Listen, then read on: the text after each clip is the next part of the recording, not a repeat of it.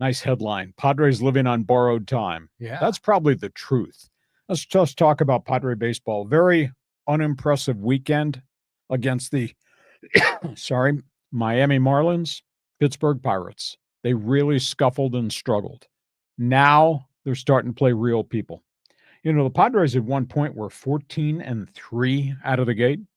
Since that time, they're 19-21. It's hard to believe the Padres in their last 18 games are hitting 206. Wow. It's hard to believe how poor the Padres batting average is. In the last 18 games with runners in scoring position, they're hitting 167. And the numbers are staggering. In the month of May, Fernando Tatis, whom I said MVP candidate, Fernando Tatis is hitting 184 as May turns into June. Manny Machado, over a 3-week span, hitting 218. Jackson Merrill came off the disabled list. Bingo, had a couple of big games, hitting 180 in about a 2.5-week span. Xander Bogaerts is hitting all of 208. Nobody's hitting in left field. Catchers are hitting under 211. They got all kinds of problems, and now they're going on the road. And they open this hall where they're going to play. I mean, the numbers are absolutely amazing, how many games they're playing away from home, and that's the thing that just really alarms me. Padres play 16 of the next 17 days, all road. Then they have a day off, and then they're going to play 16 more. They play a total of 32 games in 34 days. And they're doing this with half a starting rotation. And to me, this is a red flag. This is sirens and lights going off. Padres do not have Michael King. He's got what they think is a minor shoulder impingement. But yeah, he can feel well right now, but he's not throwing bullpens yet. And he's not throwing max effort yet. So we don't know. It could be a week. It could be a month. We don't know where Michael King is in terms of his ability to get back. Yu Darvish, he's been out since spring training. He has had tightness in the elbow since he threw the one rehab start at El Paso. And I don't care that he threw 6 pitches in the bullpen over the weekend in San Diego. That means absolutely nothing because that's not velocity. That's not max effort. That's not throwing a lot of pitches. So, the Padres are staggering. Mike Schilt had said, we're going to go to a 6-man rotation. Timeout. They don't have 4 starters, right, much less 6. What they've got is 2 established guys, thank goodness, with a bulldog that is Nick Pivetta. But, can you really trust Randy Vasquez? I mean, where are they going to go get starting pitching?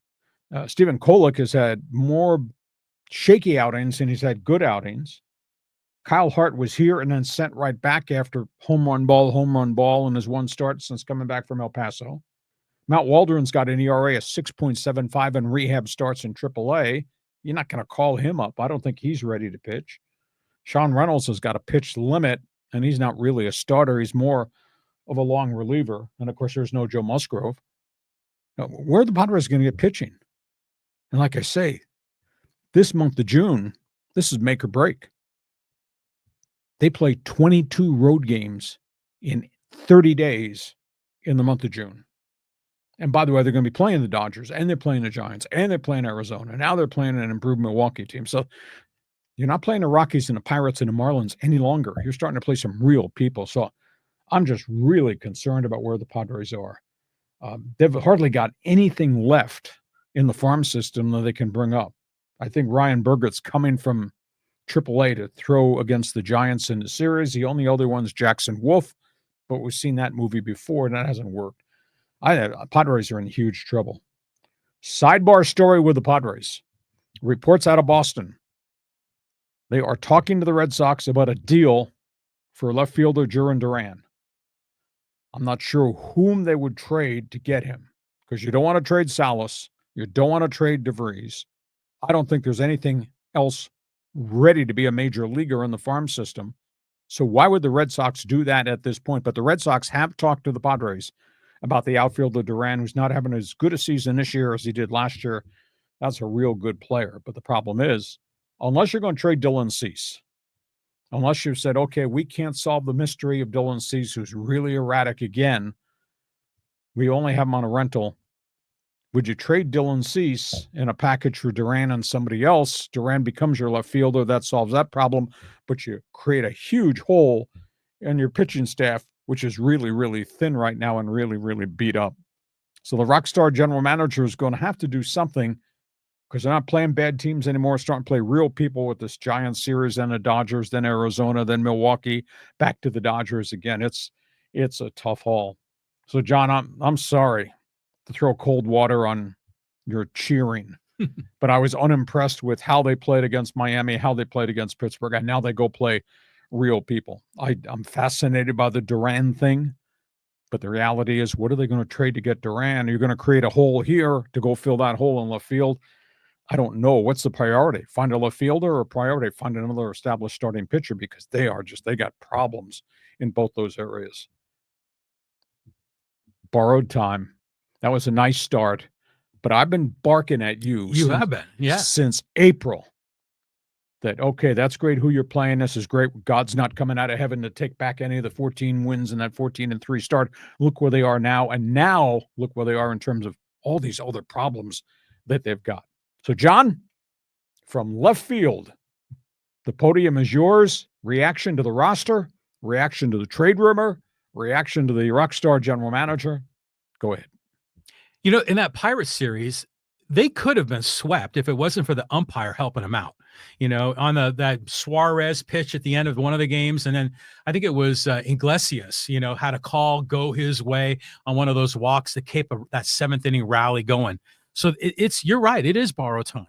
What is wrong with Fernando Tatis Jr.?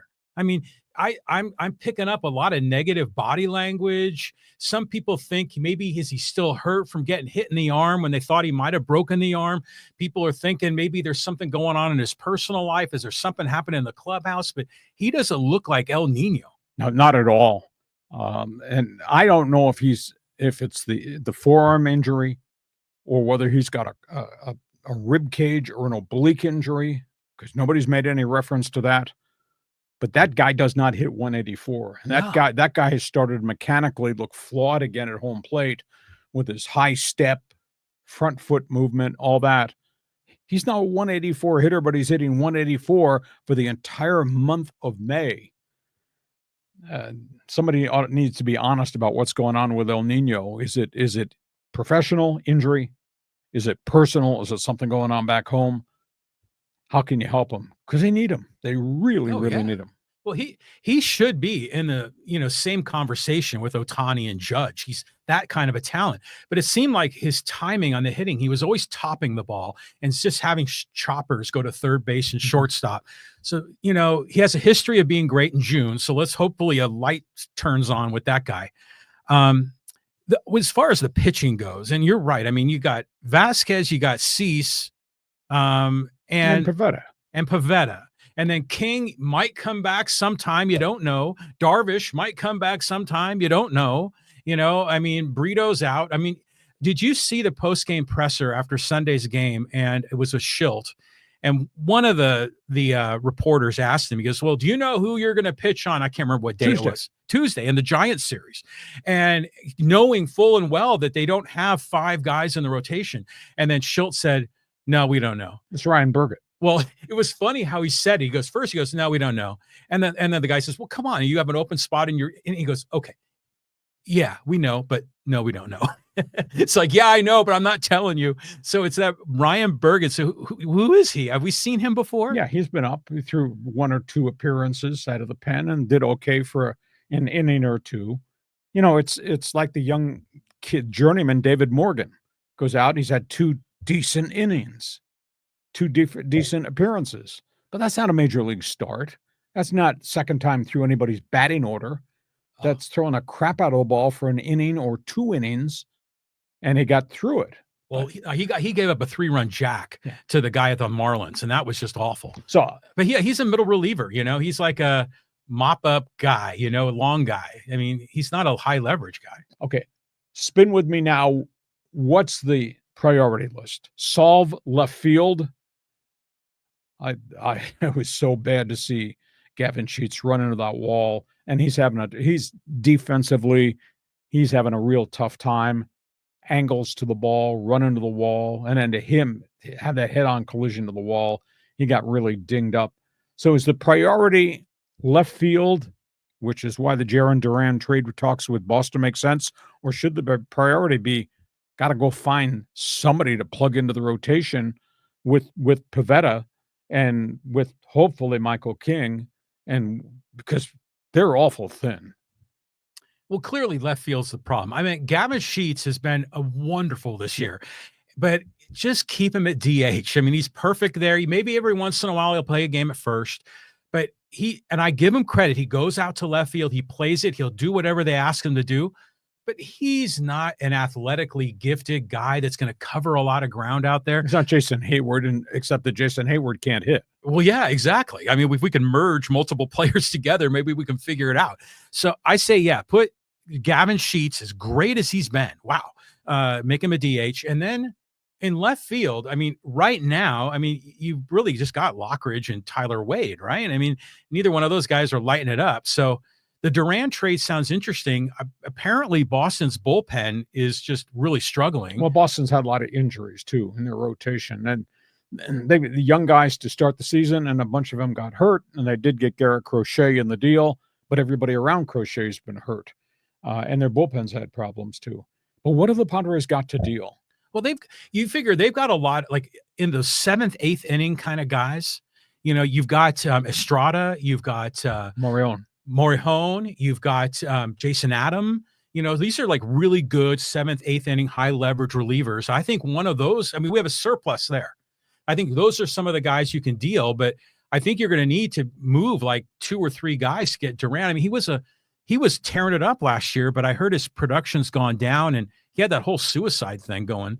I mean, how is he really a long-term answer? Oh, I think he's a rock solid young ball player who came public and said, yeah, I've had mental health issues. And then he got harassed by fans on the road in kind of embarrassing, ugly situations.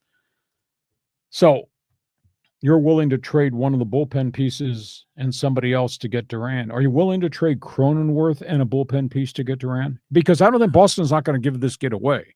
Okay, well, I really like Jake Cronenworth, but if you could trade him, I think that would be good for the Padres. I mean, because Iglesias is done all right in the infield, and I think, you know, Cronenworth has a big contract that I'm sure they'd love to unload that. I don't see any other team embracing Cronenworth coming on board. So I think you're going to have to deal from the farm system. And, you know, a lot of people, their opinion of Salas has kind of gone south. He's not hitting. And he's hurt. He's got a fractured back. A fractured back? Yeah. He hasn't played since April. Oh, wow. But I mean, he will be back. He'll be back, I think, sometime in July, but you can't trade the gems in the farm system. No, there's only 2 left, really, you know? So I don't know how he pulls it off, but I'll tell you what, is Preller pulls a rabbit out of his hat many times. And he has guys that he can figure out how to parlay and flip them for others.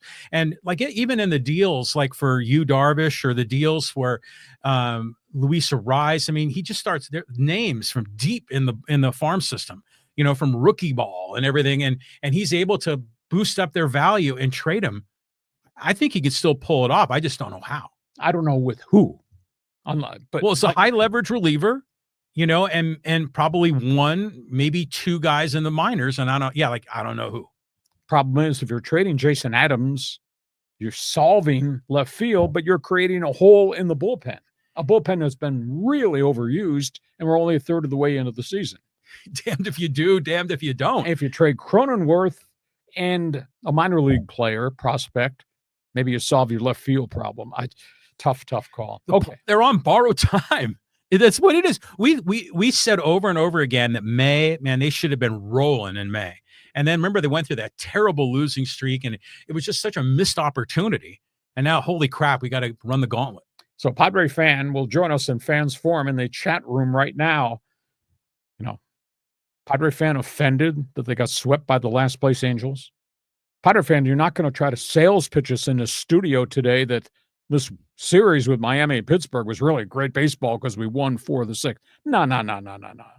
They got problems, and now they go play real big boys. Okay, fans forum chat box is open. All things Padres, whether it's who's hot, who's not, this whole Boston Red Sox trade conversation, who you willing to give up, fire us an opinion. Fans forum chat box is open.